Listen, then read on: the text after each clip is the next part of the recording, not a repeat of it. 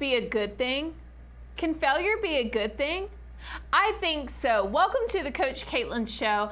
I am your host, Koach Katlyn, and I'm so honored that you've decided to jump in today to be a part of the community here at the Pink Couch. I hope that today's show blesses your life. If this is your first time joining us, make sure, or if this is your 30th time joining us, make sure you head over to CoachKatlyn.com to find out /the show, to find out everything you need to know, from how we can stay connected via social media, how you can book me to come speak at your next event or church. I have written 2 books, Habits Not Hopes and Slay and Pray. Habits Not Hopes is all about the 10 daily success habits that we need in order to succeed at our God-given potential. And Slay and Pray is a 30-day devotional all about how to slay the enemy and do it through prayer. And there you can find out how you can partner with us. I do want to thank our faithful partners who make this show and this ministry possible. This show simply exists so that I can be a resource to coach you to be all God's created you to be. I'm a life coach, and what a life coach does is simply take you from where you are to where you want to be with clear action steps. And so I'm excited to do that every time I'm on here and also on social media. So make sure you head to CoachKatlyn.com /the show. But today I want to talk about failure. Have you ever messed up? Have you ever failed? You know, I wore something today that I love this dress, but I was like, I need to wear something that makes me feel even more vulnerable, more different than I normally feel. And you know, this is something I'm normally against horizontal stripes. But today I wore this dress intentionally for the fact that today I want to be vulnerable with you. And I pray that you learn the power of failure. I heard somebody say, failure is the mother of all success.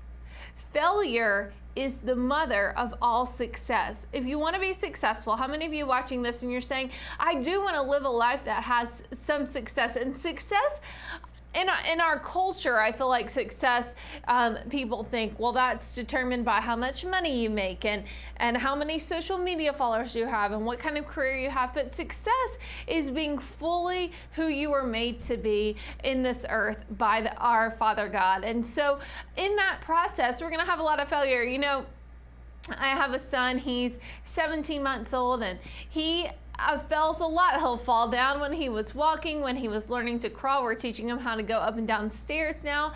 There's a lot of failure on the way to success. And I want to encourage somebody today. Some of you are watching this and you feel like you've failed so much that you can never move forward to succeed. But I'm here to tell you that failure can work in your favor.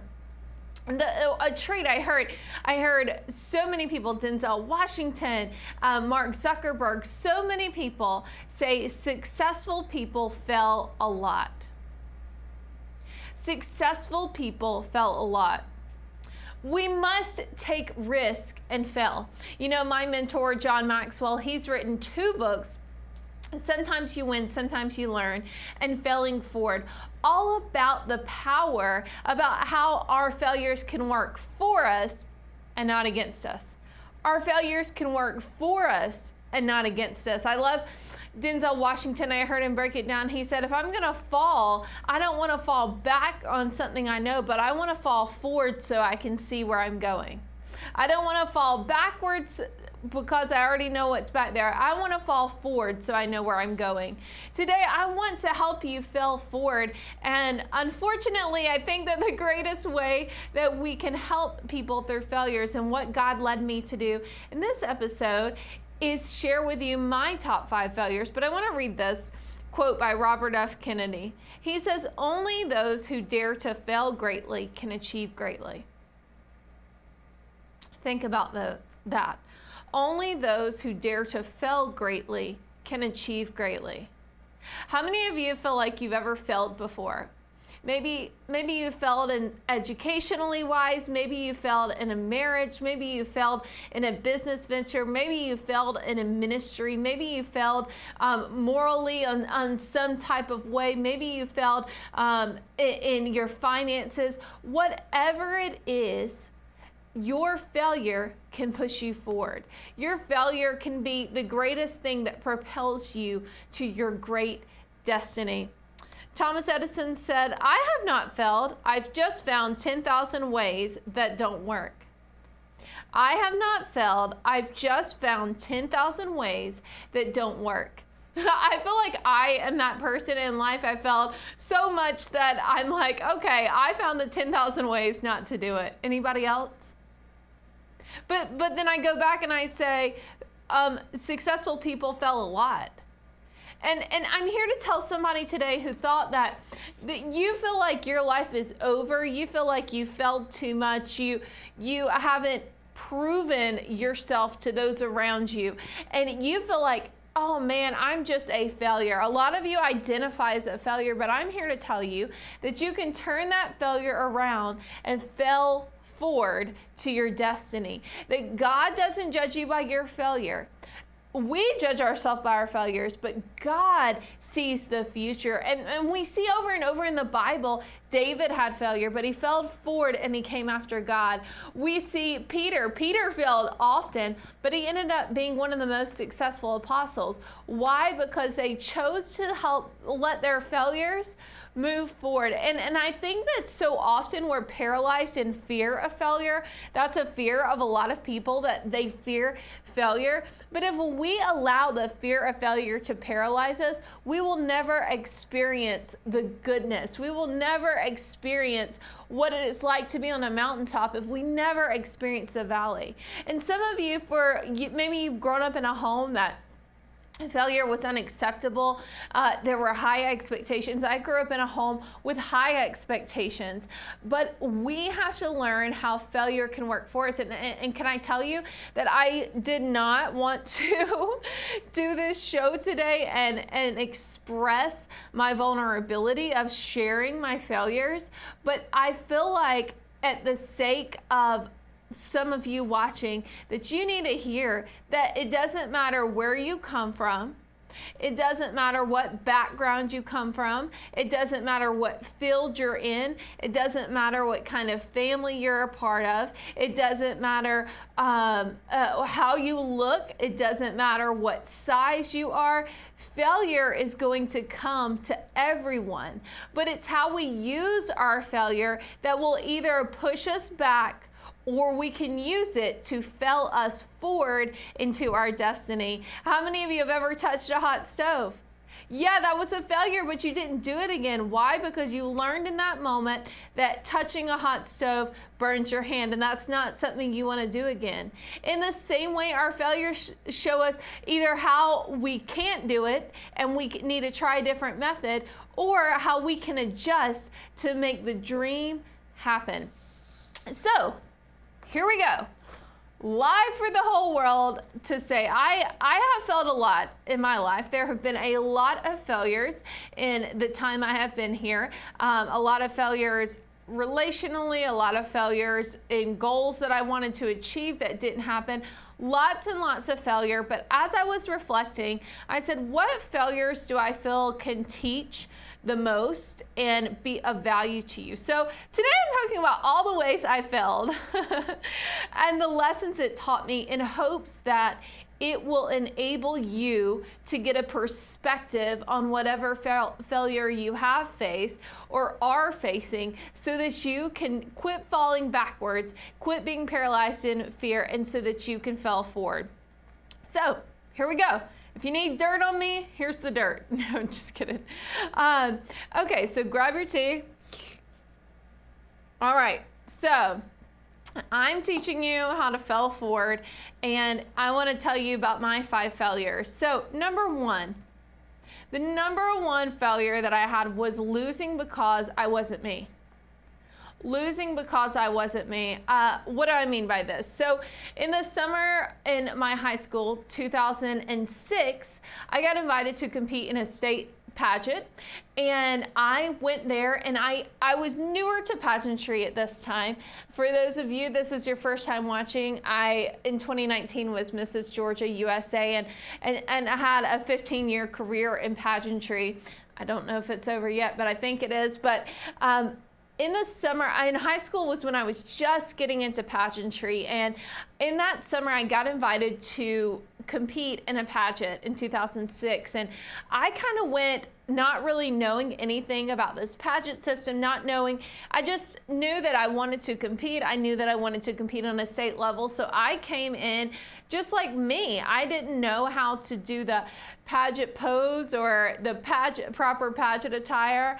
I just came in as myself. I came in a dress that I was like, I like this dress. And I came in an interview outfit. It was black. And I remember seeing everybody else in like purples and blues. And there I was in like a black skirt suit. And I remember being in that room saying, oh my gosh, I'm not even going to place in the top 10 out of all these 40 girls because I don't even look right. But I went forward and I was myself and I placed in the top 10.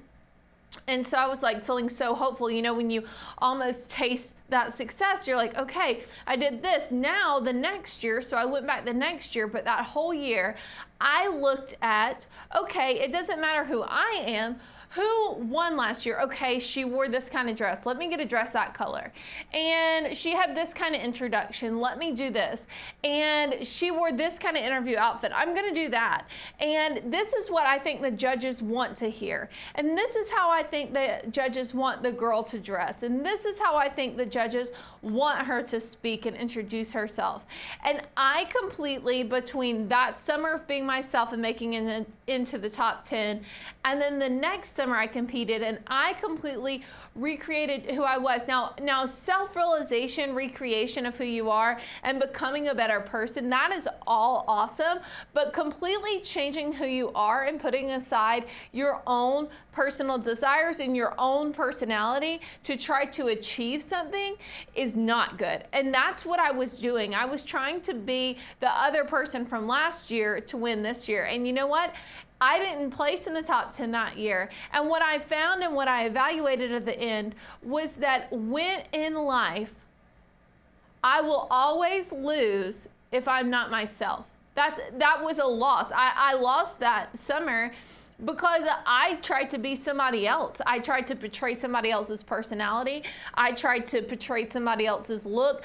I lost who Katlyn was, and I became who I thought that they wanted me to be. And in the end, I lost bigger than when I came in, maybe with the wrong dress, maybe with the wrong wardrobe, but I came in as myself. And what I learned in that lesson, in that summer of 2007, was I will always lose in life if I'm not myself. I will always lose in life, and there can be better versions of me, but if I lose me altogether, I will lose in life. So my first failure was losing because I wasn't me. And I learned that in the summer of 2007 when I had completely changed who I was to compete how I thought somebody else wanted me to be. How I thought somebody else wanted me to win. But what I found out is that I have to present myself as authentically me. And if I don't win in that way, then it wasn't for me. So number one, my first failure is losing because I wasn't me in the summer of 2007. Number two, valuing appearance over alignment. This is a real area that I have failed in, is valuing appearance over alignment. And what do I mean by this? So if you've ever taken the Enneagram or you've ever taken a DISC profile test, if you haven't taken any of those, go online, do the free questionnaires, you can find out. But for me, on the Enneagram scale, I'm a 3. So I am an achiever. I like to write. I will put stuff. I'm the girl who will put stuff on her to-do list that wasn't on the to-do list that I accomplished so I can check it off and cross it through. If you never have done that, you think I'm weird. If you have done that, you understand where I'm coming from. I want it on the list so I can check it off. I'm an achiever. In the DISC personality, I'm a D, which means I'm a dominant, I'm a driver. I want to see things happen. And what I found in my life is that I wanted to be seen as successful. And I would say that this is something that I really struggled with between the ages of 14 and 29. I really have struggled with that, and here's why. My failure was that I valued appearance over alignment, and up until a couple of years ago, this was something that I struggled with, and I break that down in this sense. How did this appear? Did this look good? You probably have heard this. If you're in any way have ever applied for a college or anything, you say, well, this will look good on my college application. Well, this will look good when an admissions counselor looks at this. And that's exactly how I feel like a lot of times. Now, a lot of things that I participated in, I will say that it was both a great appearance, but it was something that I valued, I wanted to be a part of. But as I began to get older and began to realize that I was doing this out of appearance because it looked good, or because I thought that this is what people thought somebody like me, a pastor's daughter, somebody who comes from the South, somebody who appears to be an achiever. This is what I should do as a Christian woman, as a pastor's wife, as a pastor's daughter. This is what I should do. This appears right. But I gave little consideration to, is this in alignment of my heart and who I am? Is this activity I'm involved in? Is this project that I'm doing? Is this place I'm volunteering for? Is this position I'm serving in something that aligns with my heart and what God has called me to do? Or is this something that is for appearance, that I think that will appear better? You see a common theme. It's saying, let me adjust this so that people like this. Let me do what appears right, even if I don't feel peace, even if I feel stress, even if my schedule is already full and it leaves zero room for margin. Let me go ahead and do it. Why? I would choose it because of the appearance, that this looked good, that this sounded good, that this is what Koach Katlyn needed to do. And even before I developed that brand, this is what people think that Katlyn should do. This looks good for me. This looks like I'm really making things happen, versus looking to see, does this align, and alignment in this too. Did I pray about this before I did it? Did I align with God and say, is this something you want me to do? So often I found myself not running with God, running ahead of God, saying this looks good, this makes sense. But a lot of times what makes sense and what's alignment is out of whack. And so we have to learn to listen to God. And so that's been my failure, is that for the longest time, over a decade, I chose what appeared the best and not what aligned with my purpose, with my calling, with who I was. And because of that, I found myself more stressed. I found myself overworked. I found myself burnt out. Why? Not because God put that on me. The Bible says He will not put more on us than we're able to bear. But what I found is that I put stuff on myself because I valued appearance over alignment. And thankfully, in the past couple of years, my husband is the world's greatest husband, and he really helped me balance that out, because he's the opposite of that. He does it because it aligns with his calling and purpose and not for appearance. And so that God brought him into my life to align me. But in a great and caring way. So number one, one of my biggest failures, summer of 2007, losing because I wasn't me. We always will lose if we try to be somebody else. Number two, my biggest failure between the ages of 14 and 29 years old, valuing appearance over alignment. Choosing to say this looks good over, does this align with my soul? Do I have peace?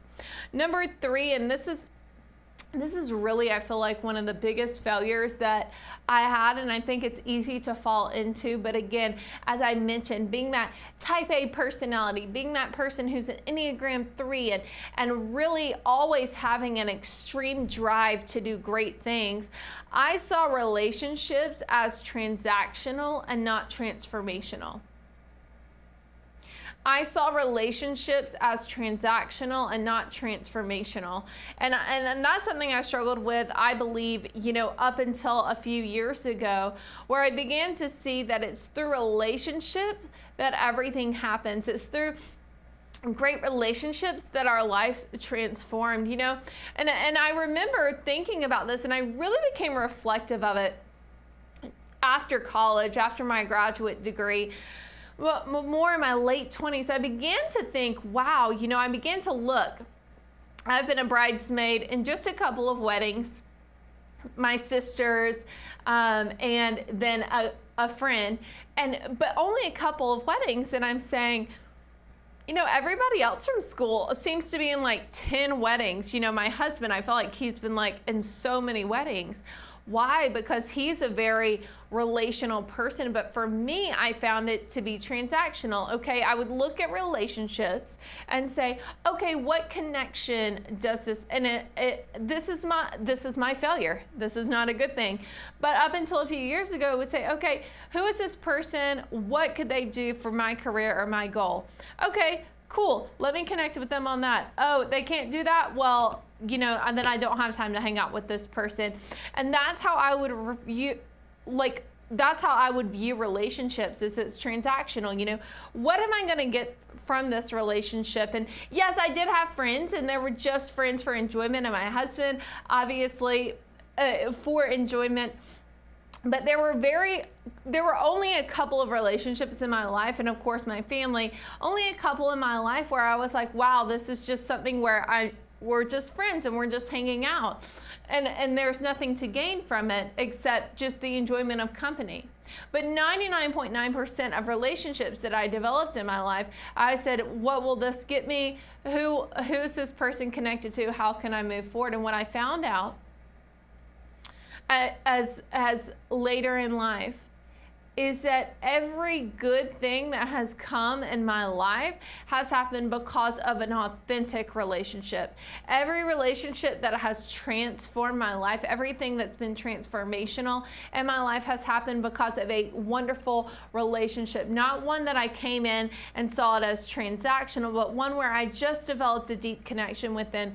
Even being on television today, on this show, in college, I developed a relationship, just authentic relationship with a lady named Becky Keener, and I interned under her and developed a great relationship. And part of the reason I'm sitting here today is because of her relational connection and supporting me and pushing me forward.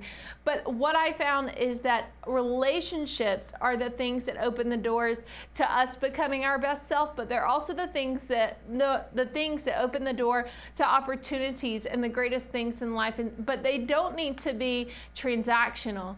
We need to see relationships as transformational, and that's where I failed. But you know what I found?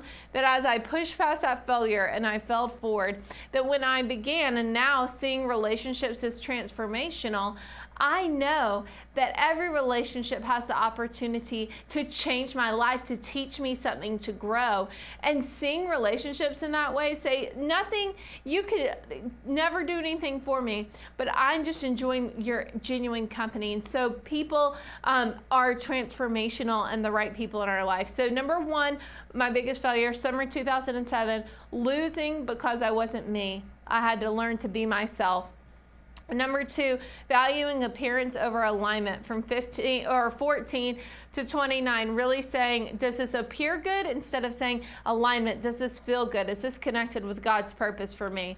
Number three, seeing relationships as transactional and not transformational. Again, from 14 to about 28, as you can tell, the late 20s started to be really transformational, but seeing relationships as the genuine gifts God puts in life to open up doors, but also to really just connect and add value.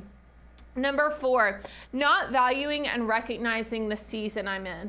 Not valuing and recognizing the season I am. Again, I'm a driven personality. I'm always looking, my husband always says, you're 15 years ahead of where you are right now. And that's so true. Like, I'm already in the next 15 years. I already see what I want to do. And once I get there, I'll be like, oh my gosh, you know, and then I want to know the next 15 years. So I'm constantly looking ahead. And I have a real problem being in the moment, but I'm getting better, especially having a son. Oh my gosh, I'm going to miss him being this size. I'm going to miss him being this little. But I really felt this really at the beginning of my marriage. My husband and I got married, and I feel like in the first 4 years of my marriage, I was so stressed about becoming and achieving goals, and us becoming, at a financial place I wanted us to be, and us to become the influencers that I wanted to be, that I really missed the time of just valuing those small new days when you're starting out and you're living off Little Caesars pizzas and you're just soaking in this time without a child or without major pressing careers. And I was just so driven to get out of that moment that I didn't enjoy that moment. And so I try to be in the moment now. I try to be aware of that, because that was a major failure, and there were issues in our marriage because of that, because I neglected my marriage, because I was in that season, the foundational season, because I was so focused about where I wanted to be and what I wanted us to do, and I didn't understand the season of growth and foundation that was. And so even Proverbs says, know the importance of the season you're in. Know the importance of the season you're in. And that's something that I failed to do, but I'm working on getting better at. And maybe you're in that and you need to hear that. Know the importance of the season you're in. Okay, so 5 failures. Number 1, summer 2007, losing because I wasn't me. Number 2, the lesson I learned from that was that I have to be myself, that I win when I'm my most authentic self. Number 2, valuing appearance over alignment. Did that for several years, and I got to quit. What I learned is that I got to quit doing what I think looks good and start doing what feels good in alignment with God's purpose for my life. Number 3, biggest failure, seeing relationships as transactional and not transformational for several years. And what I learned from that is that I've got to see every relationship as a value and know which ones that I can add value to and which ones add value to me. Number 4, not valuing and recognizing the season. I failed in doing this, but now I know how to hone in. The lesson I learned is hone in and enjoy the season you're in, because seasons change. And number 5, the last but not least, and certainly not the last failure, just the last one that I have time to share with today. Number 5 was refusing help when I needed it. Refusing help when I needed it. After having my son, I went through severe several months of postpartum depression, postpartum anxiety, where I felt no connection with my son. I felt like a horrible mother because I felt no connection. I felt, and I love my son now. Let me rest. I love my son. I loved my son then, but I was going through a mental health battle. And so many people around me wanted to help me. They said, medication, pray for me. I'm a pastor's wife and daughter. There are people around me who are saying, get help, but I refused help because I was too proud. And my lesson I learned from that is you can miss out on things in your life and special things when you refuse help. So I hope that these lessons have taught you something today. Remember, fail forward. We'll see you next time on the Coach Katlyn Show.